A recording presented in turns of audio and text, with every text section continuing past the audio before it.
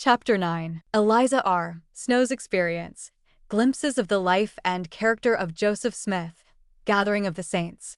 In the autumn of 1829, says Eliza R. Snow, the high priestess, the tidings reached my ears that God had spoken from the heavens, that he had raised up a prophet, and was about to restore the fullness of the gospel with all its gifts and powers.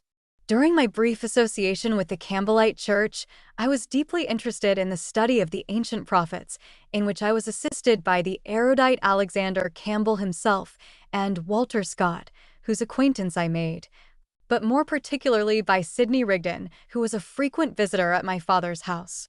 But when I heard of the mission of the prophet Joseph, I was afraid it was not genuine. It was just what my soul had hungered for, but I thought it was a hoax. However, I improved the opportunity and attended the first meeting within my reach.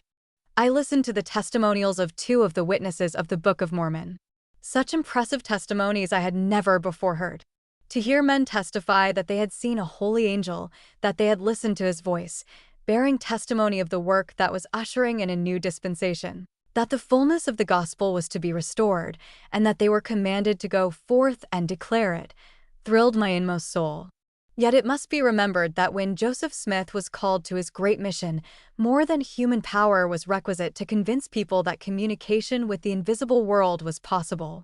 He was scoffed at, ridiculed, and persecuted for asserting that he had received a revelation. Now the world is flooded with revelations. Early in the spring of 1835, my eldest sister, who, with my mother, was baptized in 1831, by the prophet, returned home from a visit to the saints in Kirtland, and reported of the faith and humility of those who had received the gospel as taught by Joseph, the progress of the work, the order of the organization of the priesthood, and the frequent manifestations of the power of God.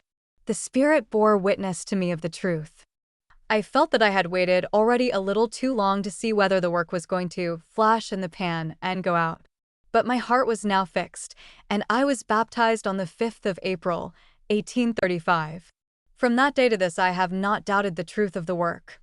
In December following I went to Kirtland and realized much happiness in the enlarged views and rich intelligence that flowed from the fountain of eternal truth through the inspiration of the Most High. I was present on the memorable event of the dedication of the temple, when the mighty power of God was displayed, and after its dedication enjoyed many refreshing seasons in that holy sanctuary. Many times have I witnessed manifestations of the power of God in the precious gifts of the gospel, such as speaking in tongues, the interpretation of tongues, prophesying, healing the sick, causing the lame to walk, the blind to see, the deaf to hear, and the dumb to speak. Of such manifestations in the church, I might relate many circumstances. In the spring I taught a select school for young ladies, boarding in the family of the prophet, and at the close of the term returned to my father's house, where my friends and acquaintances flocked around me to inquire about the strange people with whom I was associated. I was exceedingly happy in testifying of what I had both seen and heard, until the 1st of January, 1837, when I bade a final adieu to the home of my youth, to share the fortunes of the people of God. On my return to Kirtland, by solicitation, I took up my residence in the family of the prophet and taught his family school.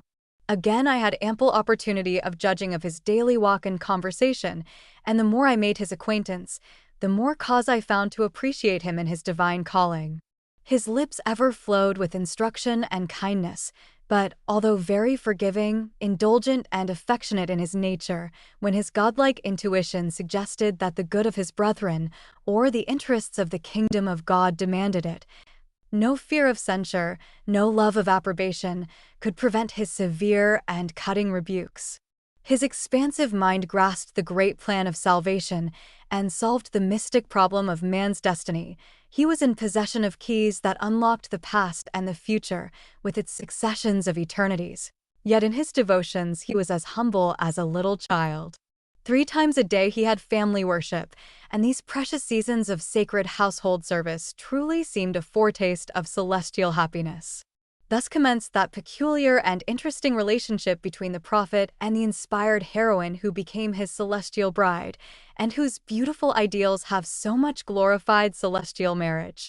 There were also others of our Mormon heroines who had now gathered to the west to build up Zion, that their king might appear in his glory.